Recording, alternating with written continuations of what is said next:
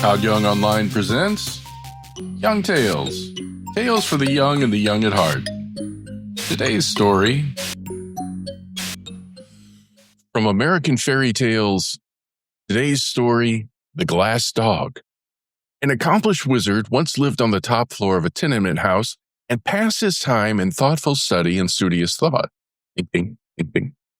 What he didn't know about wizardry was hardly worth knowing, for he possessed all the books and recipes of all the wizards who had lived before him, and, moreover, he had invented several wizard mints himself. This admirable person would have been completely happy but for the numerous interruptions to his studies caused by folk who came to consult him about their troubles, in which he was not interested, and by the loud knocks of the iceman, the milkman, the baker's boy, the laundryman, and the peanut woman. He never dealt with any of these people, but they rapped at his door every day to see him about this or that or to try to sell him their wares. Just when he was most deeply interested in his books or engaged in watching the bubbling of a cauldron, there would come a knock at his door. And after sending the intruder away, he always found he had lost his train of thought or ruined his compound. At length, these interruptions aroused his anger, and he decided he must have a dog to keep people away from his door. He didn't know where to find a dog, but in the next room lived a poor glassblower with whom he had a slight acquaintance. So he went to the man's apartment and asked, "Where can I find a dog?" "What sort of dog?" inquired the glassblower. "Good dog, one that will bark at people and drive them away, one that will be no trouble to keep and won't expect to be fed, one that has no fleas and is neat in his habits, one that will obey me when I speak to him, in short, a good dog," said the wizard. "Such a dog is hard to find," returned the glassblower, who was busy making a blue glass flower pot with a pink glass rosebush in it, having green glass leaves and yellow glass roses. The wizard watched him thoughtfully. "Why cannot you blow me a dog out of glass?" he asked presently. "Presently? I can," declared the glassblower, "but it would not bark at people, you know." "Oh, I'll fix that easily enough," replied the other. "If I could not make a glass dog bark, I would be a mighty poor wizard." "Very well. If you can use a glass dog, I'll be pleased to blow one for you. Only you must pay for my work." "Certainly," agreed the wizard, "but I have none of that horrid stuff you call money. You must take some of my wares in exchange." The glassblower considered the matter for a moment. "Could you give me something to cure my rheumatism?" he asked. "Oh, yes, easily." "Then it's a bargain. I'll start the dog at once. What color of glass shall I use?" "Pink is a pretty color," said the wizard, "and it's unusual for a dog, isn't it?" "Very," answered the glassblower, "but it shall be pink." So the wizard went back to his studies, and the glassblower began to make the dog. Next morning he entered the wizard's room with the glass dog under his arm and set it carefully upon the table. It was a beautiful pink in color, and with a fine coat of spun glass, and about its neck was twisted a blue grass ribbon. Its eyes were specks of black glass and sparkled intelligently, as do many of the glass eyes worn by men. The wizard expressed himself pleased with the glassblower's skill and at once handed him a small vial. "This will cure your rheumatism," he said. "But the vial is empty," protested the glassblower. "Oh no, there is one drop of liquid in it," was the wizard's reply. "One drop will cure my rheumatism?" inquired the glassblower in wonder. "Most certainly.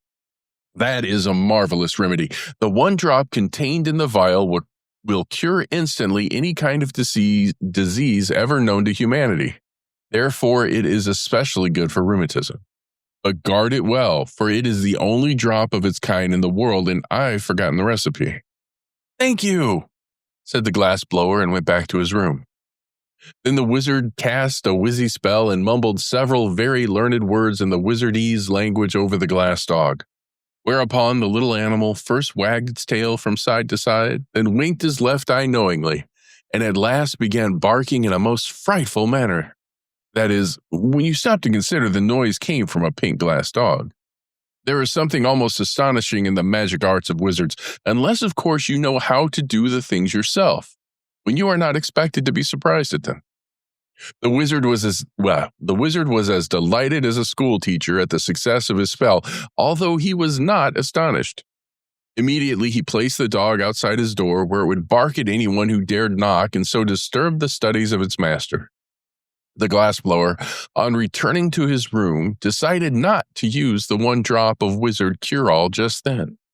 My rheumatism is better today, he reflected, and I will be wise to save the medicine for a time when I am very ill, when it will be of more service to me. So he placed the vial in his cupboard and went to work blowing more roses out of glass. Presently, he happened to think the medicine might not keep, so he started to ask the wizard about it. But when he reached the door, the glass dog barked so fiercely that he dared not knock and returned in great haste to his own room. Indeed, the poor man was quite upset at so unfriendly a reception from the dog he had himself so carefully and skillfully made.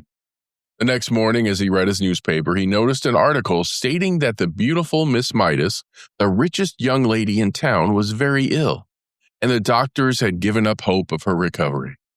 The glassblower, although miserably poor, hard-working and homely of feature, was a man of ideas. He suddenly recollected his precious medicine and determined to use it to better advantage than relieving his own ills. He dressed himself in his best clothes, brushed his hair and combed his whiskers, washed his hands and tied his necktie, blackened his shoes and sponged his vest, and then put the vial of magic cure-all in his pocket. Next, he locked his door and went downstairs and walked through the streets to the grand mansion where the wealthy Miss Midas resided. The butler opened the door and said, "No soap, no chromos, no vegetables, no hair oil, no books, no baking powder. My young lady is dying and we're well supplied for the funeral." The glassblower was grieved at being taken for a peddler. "My friend," he began proudly, but the butler interrupted him, saying, "No tombstones either. There's a family graveyard and the monument's built." "The graveyard won't be needed if you will permit me to speak," said the glassblower. "No doctors, sir. They've given up on my young lady, and she's given up the doctors," continued the butler calmly. "I'm no doctor," returned the glassblower. "Nor are the others. But what is your errand?" "I called to cure your young lady by means of a magical compound." "Step in, please, and take a seat in the hall. I'll speak to the housekeeper," said the butler, more politely. So he spoke to the housekeeper, and the housekeeper mentioned the matter to the steward, and the steward consulted the chef, and the chef kissed the lady's maid and sent her to see the stranger. Thus are the very wealthy hedged around with ceremony even when dying. When the lady's maid heard from the glassblower that he had a medicine which would cure her mistress, she said, "I'm glad you came."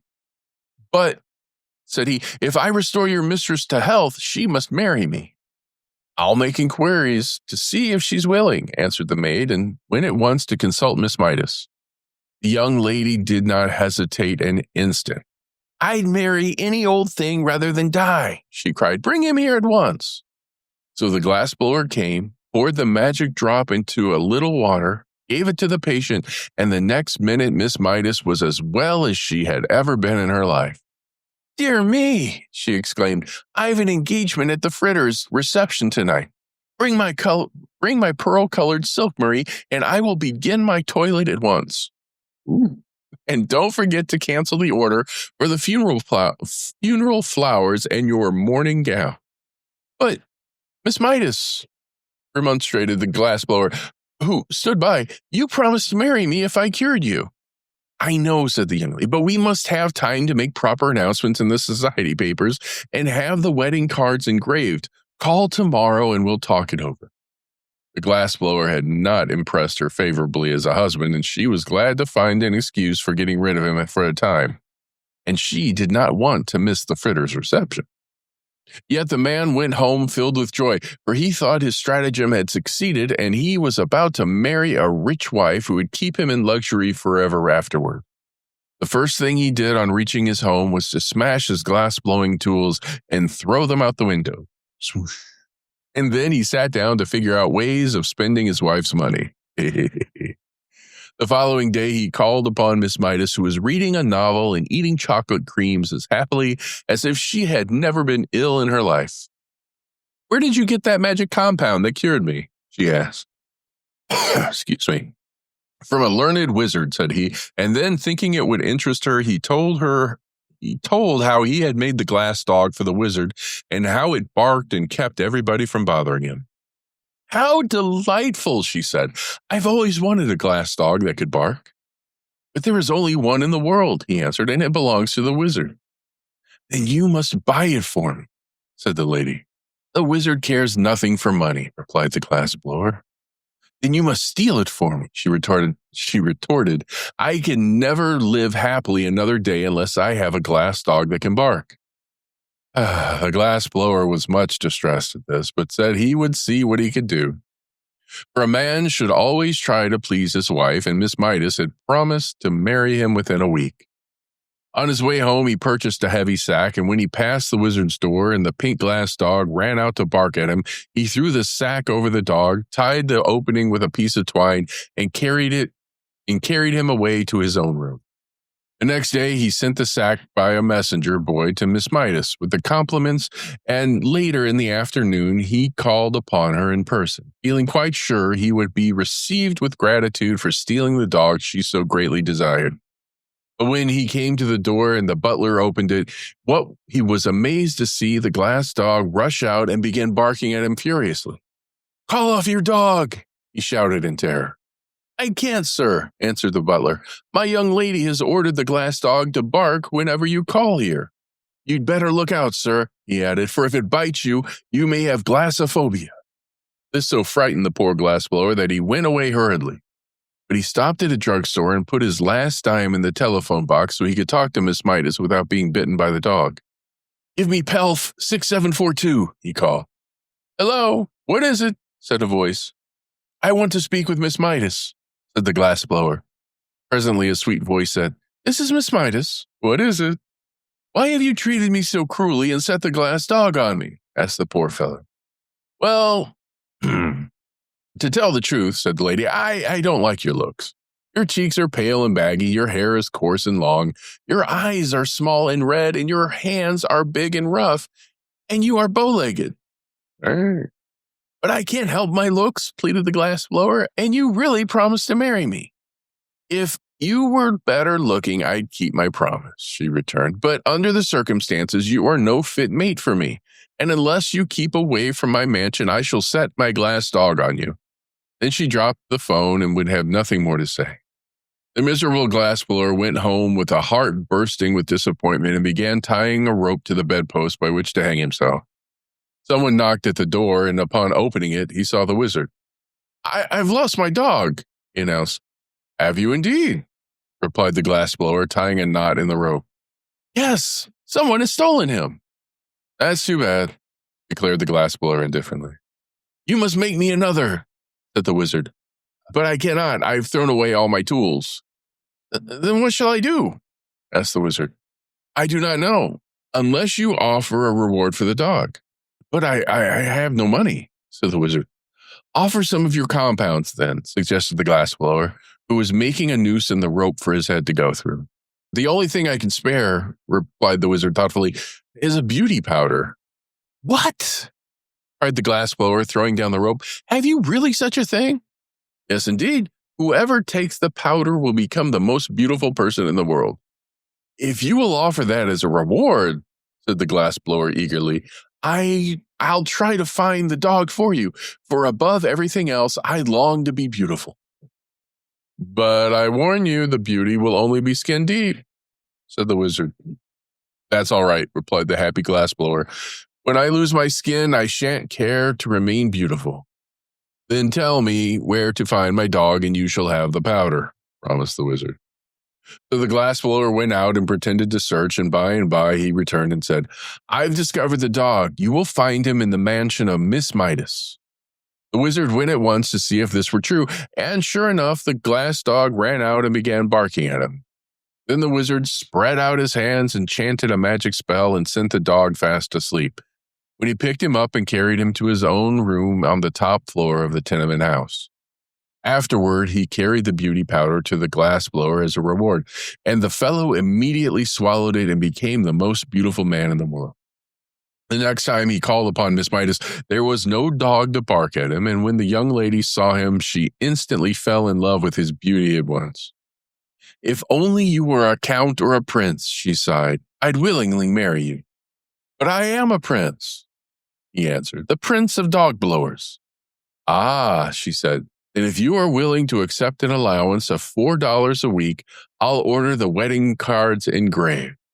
The man hesitated, but when he thought of the rope hanging from his bedpost, he consented to the terms.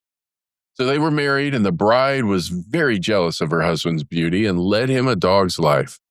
So he managed to get into debt and made her miserable in turn. As for the glass dog, the wizard set him barking again by means of his wizardness and put him outside his door. I suppose he is there yet, and am rather sorry, for I should like to consult the wizard about the moral to this story. But here's where we end for today. Young Tales is produced and narrated by Todd Young from Todd Young Online. If you enjoyed this, please like and subscribe and join us next time for another story. Thank you for your support.